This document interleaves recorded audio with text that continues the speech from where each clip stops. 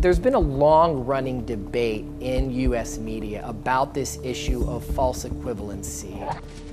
Reporters fall back on the refuge of reporting both sides as if they're equal. It is an enormously polarized political landscape that is reflected in the media. We have so many different channels out there that espouse so many different points of views. We no longer have the standard bearer who says the truth. Let's play definition. To be objective is to be uninfluenced by emotions or personal prejudices, to draw conclusions based on observable phenomena. Whereas to be neutral is to belong to neither side in a controversy, to be on neutral ground.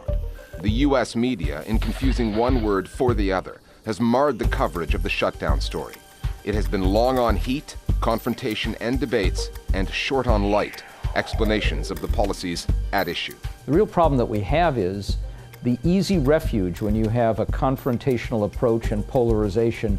It's much easier to say both sides are culpable than it is to say one side is more to blame, because that way you don't get criticized for being biased. But there is the ability to make a conscious effort to be fair in your reporting, to present both sides as they exist, but not necessarily to create a false equivalency between them. We're not really doing our jobs if we can't bring our judgment and experience to present something that reflects reality.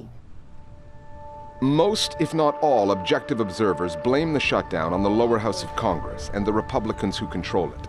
Their refusal to vote on a budget unless the president agrees to reopen health care legislation passed in 2010 runs against, if not the rules, then certainly the traditions of bipartisan politics in Washington. That point has been made, but nowhere near often enough. What we've seen a lot is an anchor interviewing a member of the Republican Party and asking legitimately challenging questions. How did we get here? The American people don't want to use the threat of a government shutdown in order to try to repeal Obamacare. The law has been passed. Why not keep the government running, and then everybody can sit down and decide what they want to do about it? Well, there should be. And so we've now acknowledged that the demands that the House Republicans are asking for right now are unreasonable. But then the journalist turns around and talks to a Democrat and says, why won't you negotiate? Unless the Democrats start to negotiate. So that's problematic. It has disastrous consequences.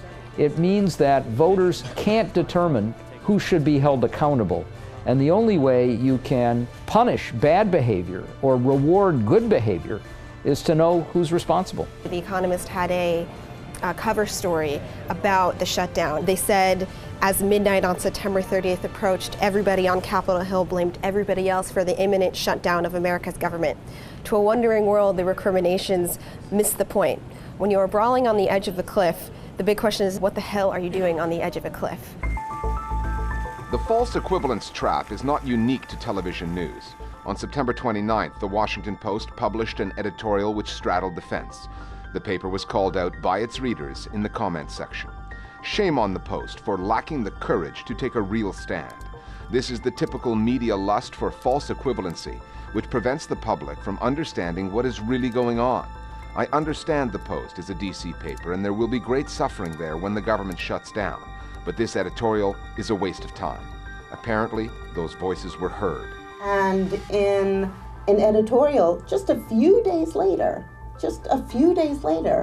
it called upon the leadership in the House, Boehner, Paul Ryan, and so on, to do their job.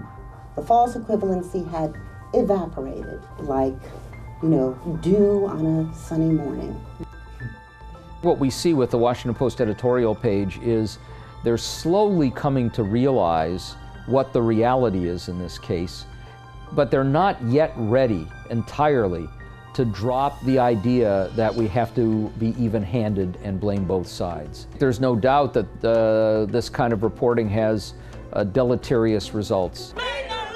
One thing that happens is that all Americans get more alienated from their politicians and the political process, because the drumbeat of stories, it's all negative and it's all everybody's fault. This issue of false equivalency, we've seen this play out on the debate over climate science, global warming, and this idea that some say the Earth is getting warmer, some say it's not.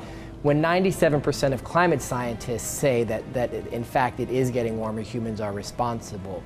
But we've seen that increasingly move into the political sphere, where journalists are now openly questioning whether it's their responsibility to get to the truth of the issue. This is yet another chapter in this evolving story about the journalist's role as a truth seeker or a truth vigilante.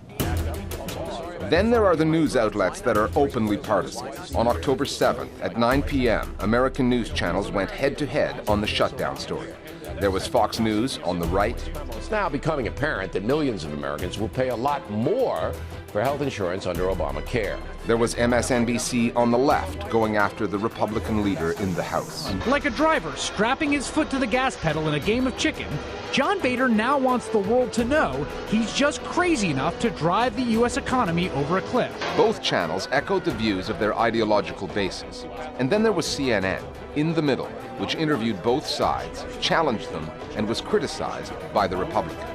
Just because you don't like the fact that the Republicans are in control of the House of Representatives, you want to make sure that the Republicans I don't have a stake in this. I'm not voting you seem to. No, this is the way it works in journalism. When you're not on Fox News, you get contentious interviews. When you're not on MSNBC and a liberal, you get contentious interviews. But, as the anchor had already pointed out, when it comes to American-owned news channels, CNN is in a minority of one.